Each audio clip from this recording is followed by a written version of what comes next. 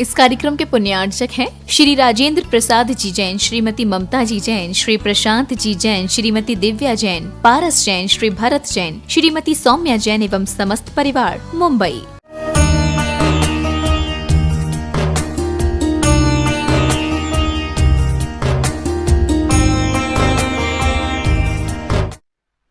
सोचो, विचार करो, ये रूटीन है, ये प्रतिदिन का ये क्रम है। ये इस क्रम में कोई अंतर देखने में नहीं आता। प्रतिदिन वह उठ जाता है और दैनंदिन जो कार्यक्रम वह प्रारंभ करता है।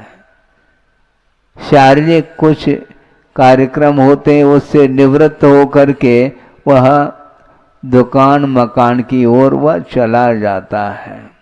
ये रूटीन है, इसको सिखाने की कोई आवश्यकता नहीं है। अंगूठा छाप भी क्यों न हो, किंतु जानता है छापना है। अंगूठा छाप भी क्यों न हो, वह अपने हाथ में नोट का बंडल गिन रहा है। इतना पर्याप्त है, वो कहता है। 100 तक की गिनती आ गई, 1000 तक की गिनती आ गई, तो उसी को हम रिपीट करते चले जाएंगे, हैं? हाँ, वो जानता है, वो नोट का बंडल गिन रहा है और उसके पास कोई डिग्री नहीं है।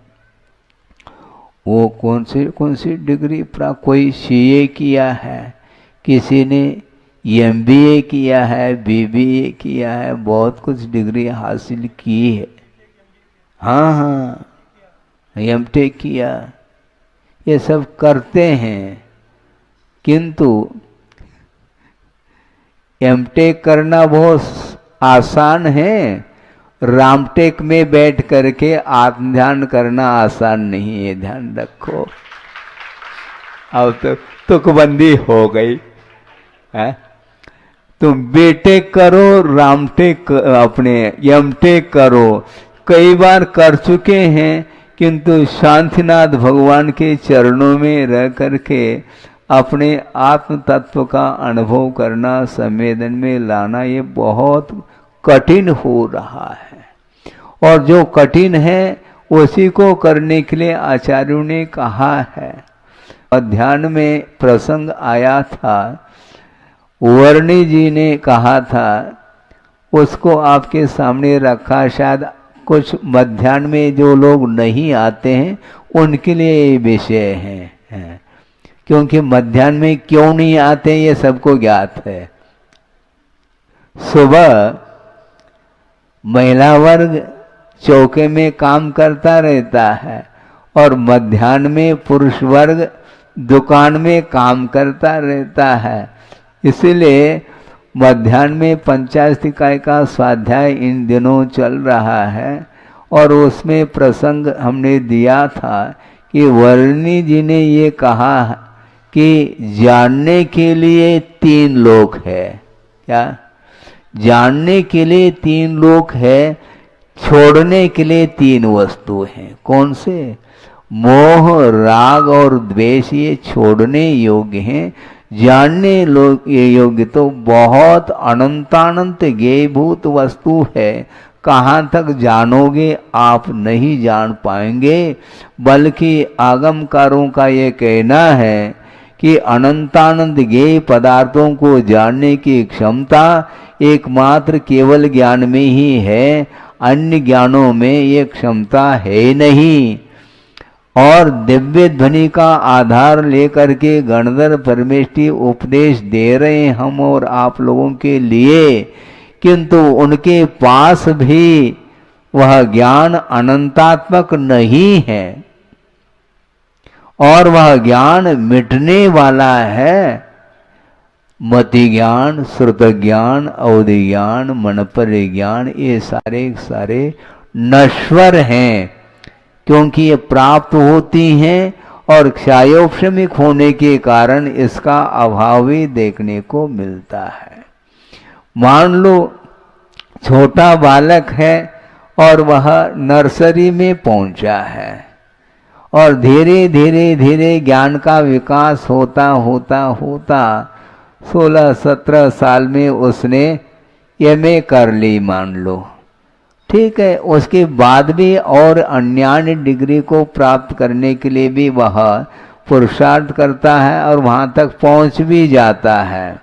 इसके बाद धीरे धीरे धीरे वह अवस्था बढ़ती जा रही है और वृद्धावस्था में पहुंच गया है और वह क्या बोलता है, महाराज याददाश्त कमजोर हो रहा है। वो तो होगा, अभी तो तुमने युवा अवस्था में यंग एज में बहुत सारी डिग्रियों को हासिल किया और उस प्रकार का ज्ञान और अन्य लोगों में नहीं पाया जाता। इस प्रकार आपने ज्ञान का विकास किया और धीरे धीरे वृद्धावस्था में जाकर के वह सारा का सारा ज्ञान विस्मृत हो रहा है। विस्मृत क्या, जब अवसान हो जाता है तो वह सारा का सारा ज्ञान डिलीट हो जाता है। और मान लो संयोग की बात है, वह मनुष्य से पुनः मनुष्य पर्याय को प्राप्त कर लेता है तो मनुष्य बन करके पुनः KG1 LKG UKG पुनः बस्ता लाद करके वह जा रहा है। कहाँ तो उसने डिग्री हासिल की थी विगत भव में और पुनः वापस वही रूटीन हो गया। कि क्यों? क्योंकि ज्ञानावरणी कर्म का क्षोभम कुछ समय के लिए हो जाता है और बाद में उस ज्ञान के ऊपर पुनः आवरण आ जाता है। आप लोग, हमने देखा है, आप लोग क्या करते हैं, चित्र का अनावरण करते हैं और अगले सप्ताह के लिए पुनः आवरण आ जाता, पुनः अनावरण करते हैं। ये आवरण आता है, पुनः आवरण को हटाया जाता है। इसी प्रकार ज्ञान पर आवरण आ रहा है बार बार और उसको पुरुषार्थ के माध्यम से हटाया भी जा रहा है। ज्ञान हासिल करके पुनः वापस वह आवरणित होने के कारण उसका ज्ञान लुप्त हो जाता है। इसलिए आचार्यों का ये कहना है, ज्ञेय पदार्थ जानने के लिए अनंतानंत है, उसको जानने की कोई आवश्यकता इसलिए नहीं है क्योंकि वह अनंतानंत पदार्थों का जानना मात्र केवल ज्ञान के द्वारा ही हो सकता है। अन्य ज्ञानों के माध्यम से हम नहीं जान सकते हैं। इसलिए उतना जानो। कितना? एक श्लोक आपके सामने रख रहा हूं। अंतो नत्य सुदीनम, श्रुत का अंत नहीं। अंतो नत्य सुदीनम, कालो थो, काल स्थोक है, थोड़ा है। वयम च दुम्मेहा, हम लोगों की जो मति है वह दुर्बुद्धि वाले हैं हम। तन नवर सिक्की यव्वम, उसी को सीख लेना चाहिए। जम जर मरणम खयम कुनदी, जिस ज्ञान के द्वारा जन्म जरा मृत्यु का क्षय हो सके उतना ही ज्ञान हमें पर्याप्त है, उतना ही सीख लेना चाहिए। बाकी इसका कोई अंत तो है नहीं। और वर्तमान में आप लोगों की जो उम्र है वह सागरोपम आयु को लेकर के है नहीं। बड़े मुश्किल से 60, 70, 80, 90 तक अधिकतम पहुंच जाता है, फिर बाद में वह आयु पूरी हो जाती है। किंतु ये भी ध्यान रखना, ये सकाल मरण के अपेक्षा से कहा, किंतु अकाल मरण के अपेक्षा से कभी भी अवसान हो सकता है। एट ए टाइम सडनली है, कोई तारीख निश्चित नहीं, डेट निश्चित नहीं, किसी भी हालत में किसी भी पोजीशन में वह ऑफ हो सकता है। मुख में ग्रास है रसगुल्ला है, बहुत अच्छा लगता है वो, और मुख में रसगुल्ला है और उसी समय हार्ट फेल हुआ। अब क्या कर लोगे? मुख में ही रहा वो, और वह चला गया। कोई भी निश्चित नहीं है। इसलिए आप लोगों को ये सोचना चाहिए कि आप लोग क्या सोचते हैं, महाराज अभी तो खाने पीने के दिन हैं, खेल कूद के दिन हैं, मनोरंजन के दिन हैं, और बाद में हम देख लेंगे। किसको देख लेंगे? मृत्यु को ही देखना है। क्या देखोगे आप? इसलिए इस प्रकार नहीं समझना चाहिए। छोटे बच्चे हो तो फिर भी ठीक है, 8 साल का बालक हो तो फिर भी ठीक है, किंतु 8 के सामने जब एक 0 लग गया है, अभी भी वह सोचता कि महाराज हम अंत समय में देख लेंगे। अंत कब आएगा? वो कभी भी आ सकता है ना। और दूसरी बात यह है कि वृद्धावस्था में बुद्धि काम नहीं करती, क्योंकि मनोबल भी क्षीण हो चुका है, शारीरिक बल भी क्षीण हो चुका है, और वासनिक बल भी क्षीण हो चुका है। न बोलने की क्षमता, न सोचने की क्षमता, न चलने फिरने की क्षमता, कोई एक्टिविटी धीरे धीरे धीरे समाप्त हो रही है। ये बाल्य अवस्था में और वृद्धावस्था में दोनों अवस्थाएं ये पराधीन रहती हैं।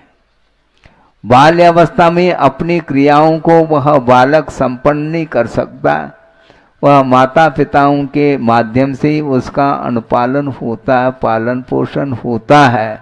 इसी प्रकार वृद्धावस्था में भी बालक के समान ही उसकी वृत्ति हो जाती है। उसको स्नान कराना पड़ता है और कपड़े पहनाना पड़ता है, उठ नहीं पाता है तो 1-2 व्यक्ति उठाने के लिए लग जाते हैं। उसके बिना वह स्वाधीन हो करके कोई भी क्रिया नहीं कर सकता। इसलिए छड़ालाकार भी बहुत अच्छा रूप दे रहे हैं वृद्धावस्था के लिए। क्या कहा छड़ालाकार ने? अर्ध मृतक सम बूढ़ापनो, कैसे रूप लख्यो आपनो। अर्ध मृतक, पूरा मरा नहीं वो। तो इसका अर्थ बहुत अच्छा निकाला था किसी विद्वान ने, या शायद हो सकता है वर्णी जी ने, कि अर्ध मृतक का अर्थ ये है, मरने के बाद 4 व्यक्ति लग जाते हैं, कंधे पर ले जाते हैं, और आधा मृतक है, इसलिए 2 व्यक्ति के द्वारा उसको उठाया जा रहा है, इसलिए आधा मरा हुआ है। पूरा मर जाएगा तो 4 व्यक्ति चाहिए। पन्नालाल जी, कोई भी हो, विद्वानों ने ये कहा। अर्थ ये है कि जब तक क्षमता नहीं है तब तक उसका उपयोग नहीं करता। जब क्षमता समाप्त होने को हो जाती है, उस समय महाराज मैं क्या करूं, हमारे लिए दिशा बोध दो। भैया दिशा मैं दे दूंगा, किंतु तुम्हारे आंखें काम नहीं कर रही, देखने में नहीं आता मार्ग तुम्हें, मैं क्या आपको मार्ग बताऊं? बताओ। बहुत कठिन है, लेकिन कठिन होने के उपरांत भी संस्कार अनंतकालीन होने के कारण उसकी तृष्णा, उसकी आशा शांत नहीं हो रही, बल्कि निरंतर वृद्धावस्था में और तृष्णा बढ़ती जाती है।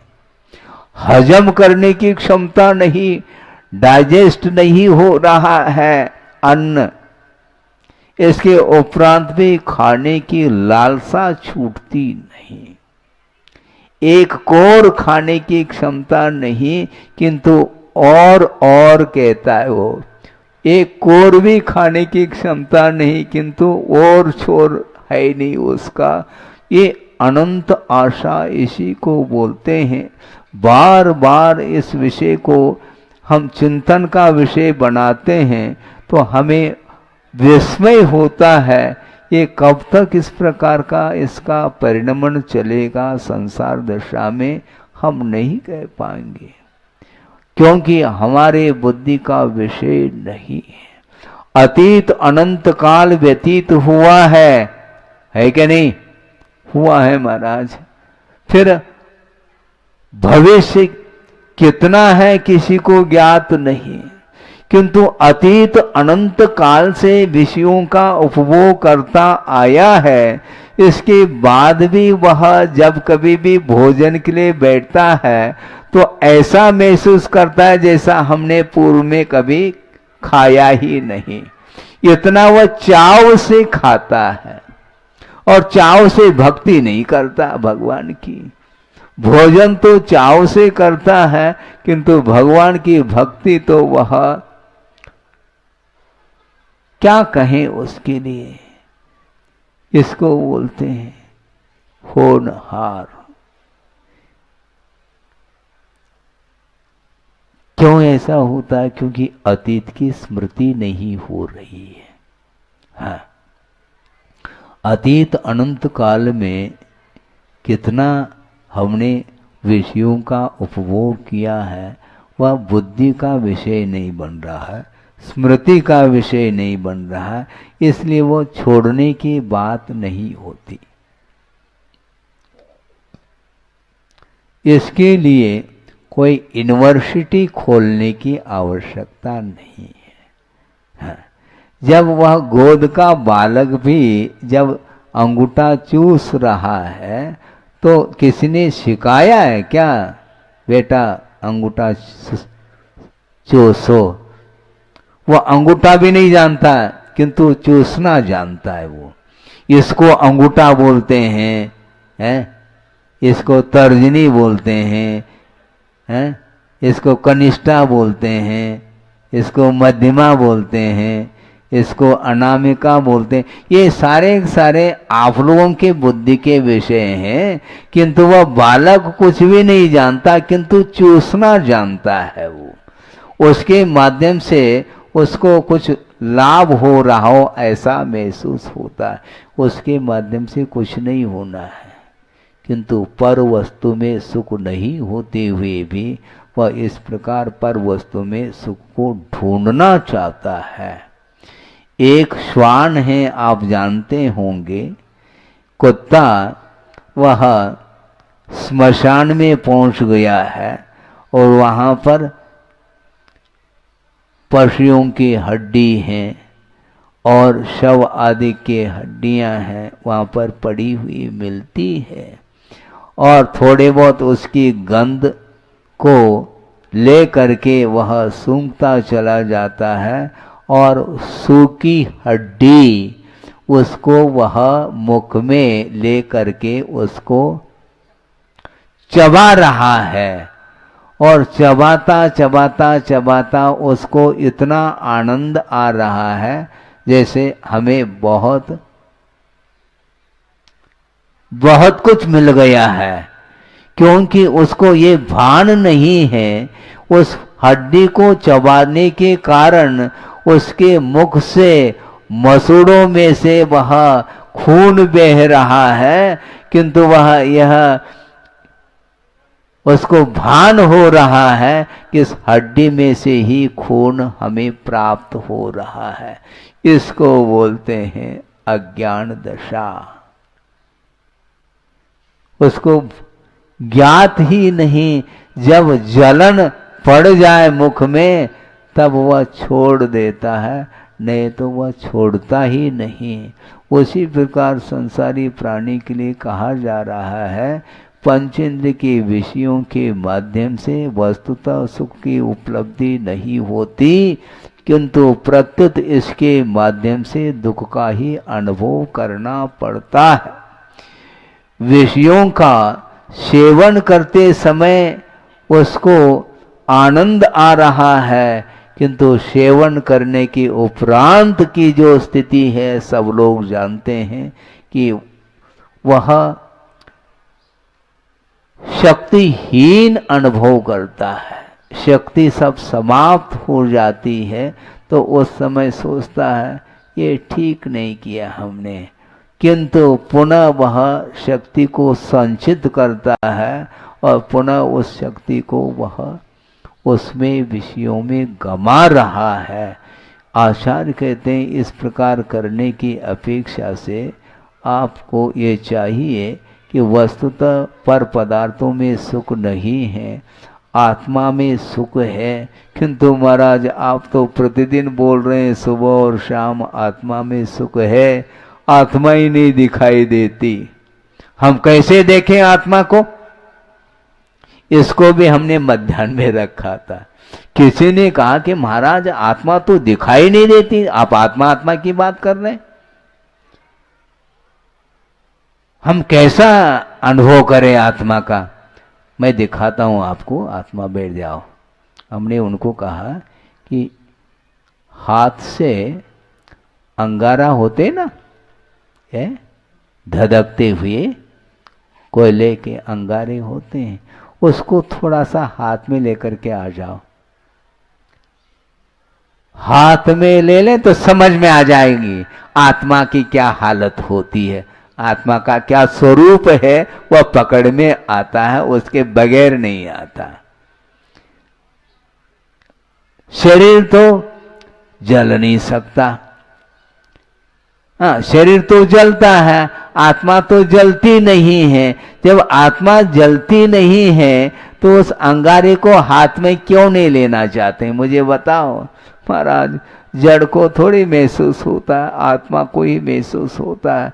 क्योंकि जब तक शरीर में आत्म तत्व है तब तक तो वह सुख और दुख का संवेदन उसे होता है, और डेड बॉडी में कभी भी उसको संवेदन नहीं होता। इसलिए अवसान होने के उपरांत अंत्येष्टि करने के लिए ले जाते हैं और उसको आगी लगाई जाती है। उस समय वह चिल्लाता क्या? चिल्लाने वाला चला गया, आत्मा उसमें से निकल गई, जीव निकल गया है। इसलिए जीव को ही संवेदन होता है सुख और दुख का, इस शरीर को कोई संवेदन होता नहीं। इसलिए इस शरीर में जो आत्म तत्व है अनंत काल से रह रहा है, और उसके कारण ही उसको सुख और दुख का अनुभव होता है। हम ये कहना चाहते हैं, पूछना चाहते हैं 2 मिनट में, अग्नि की पिटाई होती है? वैसे तो अग्नि की पिटाई नहीं होती है। अग्नि की लपटें ऊपर उठ रही है, उसकी पिटाई करो आप, नहीं कर सकेंगे आप। किंतु अग्नि की पिटाई होती है जब वह अग्नि लोह तत्व में प्रविष्ट हो जाए, फिर देख लो उसकी पिटाई घन के माध्यम से उस अग्नि की पिटाई हो रही है। ये ध्यान रखो। ताली तो आप बजाते हो। अग्नि की जो पिटाई हो रही है वह लोह में अग्नि का प्रवेश होने के कारण उसकी पिटाई हो रही है, और नहीं है तो अग्नि की पिटाई नहीं हो सकती।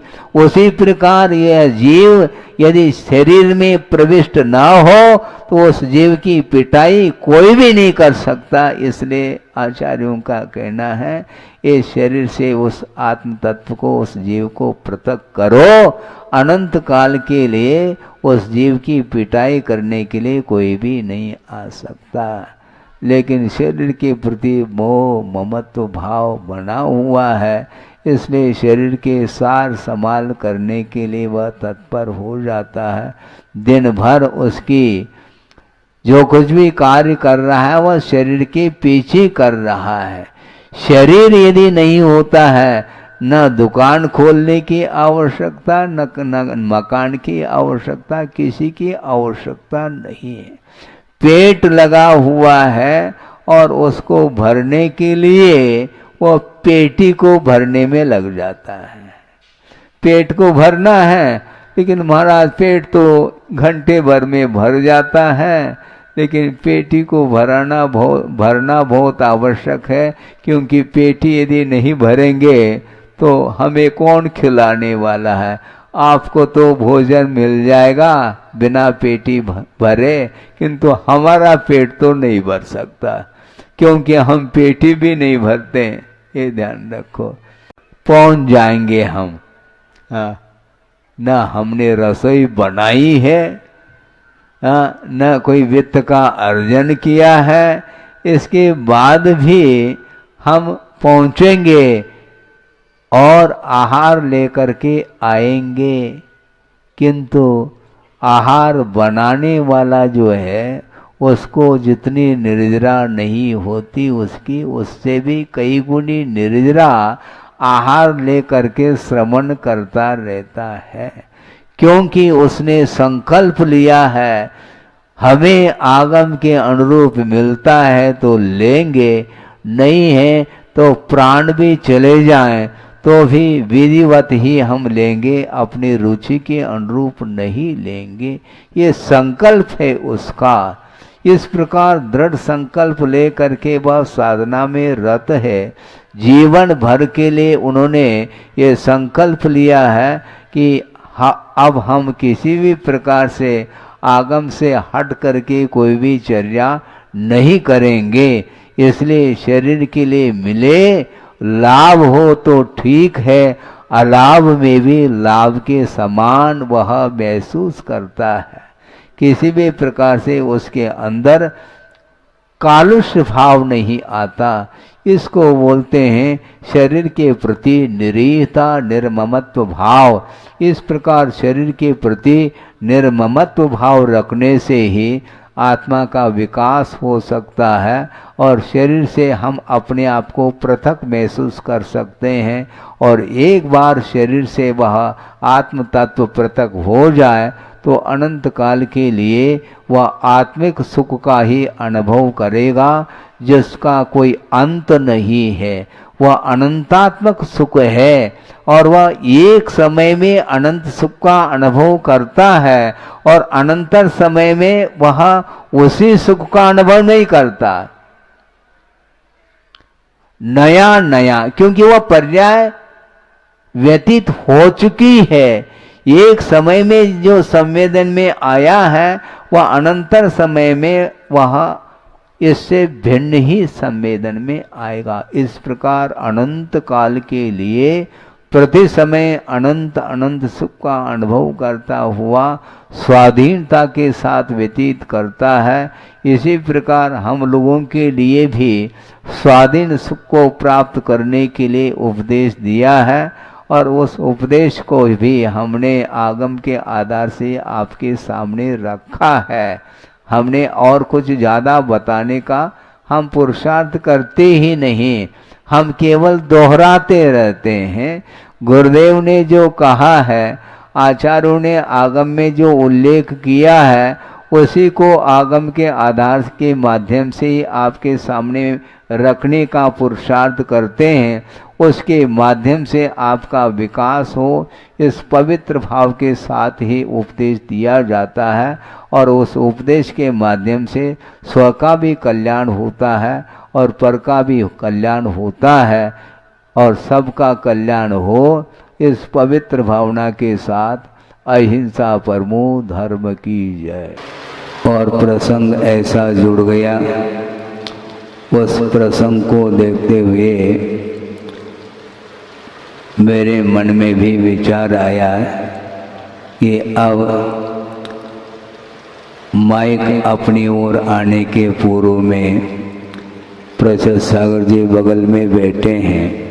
हमने सोचा कम से कम 15-20 मिनट इस प्रसंग को आपके द्वारा ही वह प्रसंग पूर्ण हो। इस उद्देश्य को लेकर के रखा और उन्होंने भी बड़े उल्लास के साथ और भाव विभोर होकर के आपके सामने गुरुदेव को स्मरण में लाते हुए विचार रखा है। वस्तुतः भावों को व्यक्त करने के लिए शब्द कम पड़ते हैं, किंतु शब्द एकमात्र माध्यम हुआ करता है और भीगे हुए शब्दों के माध्यम से विचार को व्यक्त करते हैं तो बहुत ही अल्प शब्दों के माध्यम से भी वह भाव रखे जा सकते हैं और रख रहे हैं। बार बार गुरु को स्मरण में लाते हैं उस समय एक अलग ही माहौल निर्मित हो जाता है। वह स्वाभाविक है, क्योंकि जिन्होंने अपने जीवन में एकाकी होकर के साधना करते हुए विश्व को एक ऐसा प्रकाश दिया है, उस प्रकाश में हम और आप बैठे हैं। हमारा कोई अलग से कोई प्रकाश नहीं है, ये ध्यान में रखें। उनके प्रकाश में हम बैठे हैं।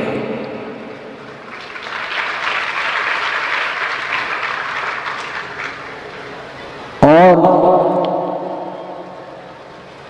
पूर्ववर्ती आचार्य कुंद कुंद जैसे महान अध्यात्म के प्रेमी, अपने अध्यात्म को आत्मसात करने वाले ऐसे कुंद कुंद आचार्य को जिन्होंने अपने जीवन में आत्मसात किया है साधना के माध्यम से, और उन्होंने चतुर्वेद संघ के लिए और समाज के लिए जो आदेश दिए हैं, जो संकेत दिए हैं, और कदम कदम पर जिनवाणी का आधार लेकर के, आगम का आधार लेकर के जो उपदेश दिए हैं, उनके उपदेशों के सामने हमें उपदेश देने के लिए संकोच का अनुभव होता। उनके सामने उपदेश देने के लिए संकोच का अनुभव इसलिए होता है कि उनकी वाणी को सुनकर के उसी वाणी को मैं आपके सामने रखूं, मुझे ऐसा लगता है कि उपदेश देने के पहले और मुझे गुरु को आत्मसात करने की आवश्यकता है, क्योंकि एक हाय को प्रासंगिक आपके सामने रख रहा हूँ।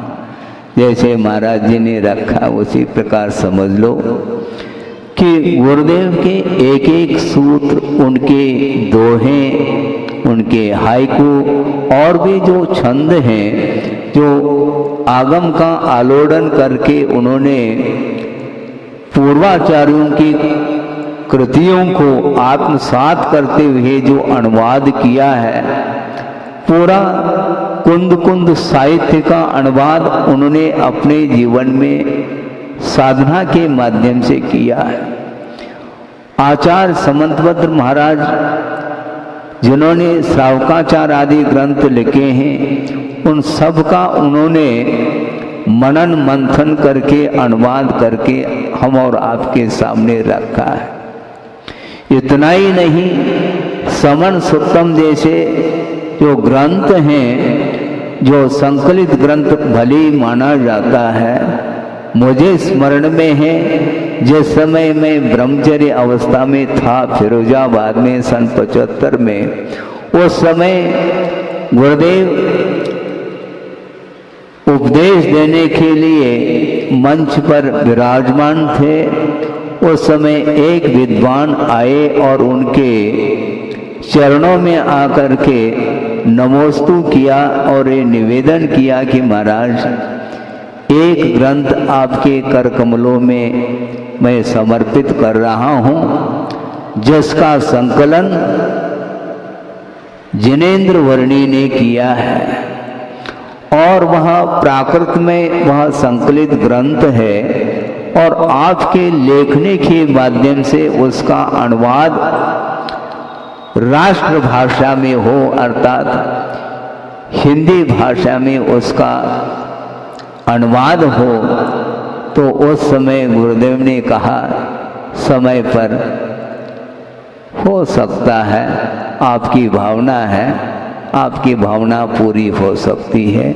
और उसी समय उन्होंने अनुवाद प्रारंभ किया था, जिसमें कि 756 गाथाएं हैं, जिसका आद्योपांत मात्र वसंतिल का छंद में उन्होंने अनुवाद किया है।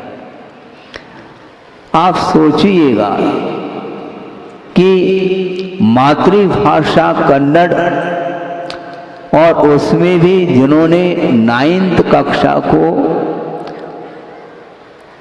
पास किया और उन्होंने आचार्य ज्ञान सागर जी के चरणों में रह करके क्या अध्ययन किया होगा, क्योंकि उनके सानिध्य में उनको रहने के लिए मात्र 5 साल मिले, जिसमें कि प्रारंभिक 1 साल अथवा 11 महीने तक वो ब्रह्मचर्य अवस्था में रहे। उसके बाद दीक्षित होने के उपरांत 3 साल तक उन्होंने अध्ययन किया है और अंतिम 1 साल संलेखना के रूप में उनका काल व्यतीत हुआ है। सोचने की बात है, 3 साल के बीच में उन्होंने ऐसी कौन सी घुट्टी पिलाई होगी आचार्य ज्ञान सागर महाराज।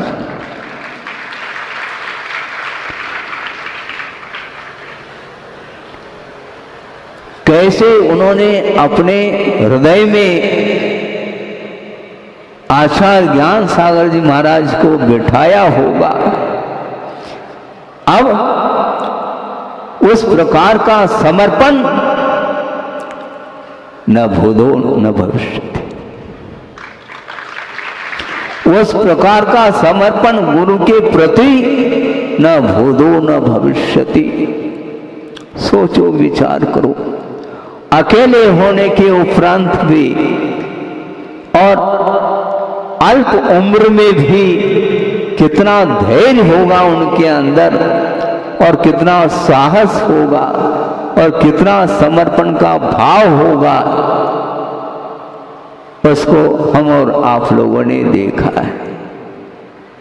आप लोगों का विशिष्ट पुण्य का उदय था और आपका ही नहीं, मेरा ही और विशिष्ट पुण्य का उदय उनके चरणों में रह करके 40-45 साल रहने का जो अवसर मिला, वह भी मैं कैसे भूल सकता हूँ। आप भूलने की बात मत करिएगा।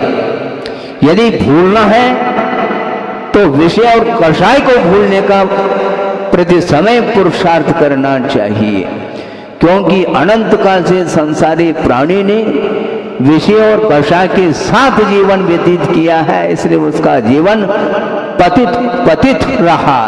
अब पावन होने का समय आया है। अभी भी आप विषय और कषाय को नहीं छोड़ेंगे तो भविष्य का क्या, भविष्य किस रूप में व्यतीत होगा, यह प्रश्न चिन्ह है।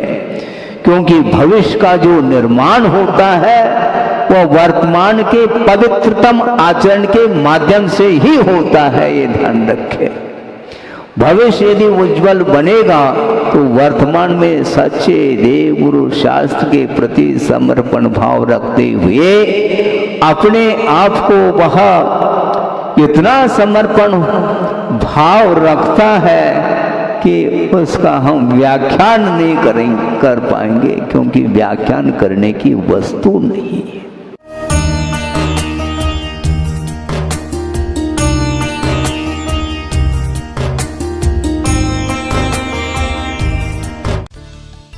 इस कार्यक्रम के पुण्यार्चक थे श्री राजेंद्र प्रसाद जी जैन, श्रीमती ममता जी जैन, श्री प्रशांत जी जैन, श्रीमती दिव्या जैन, पारस जैन, श्री भरत जैन, श्रीमती सौम्या जैन एवं समस्त परिवार, मुंबई।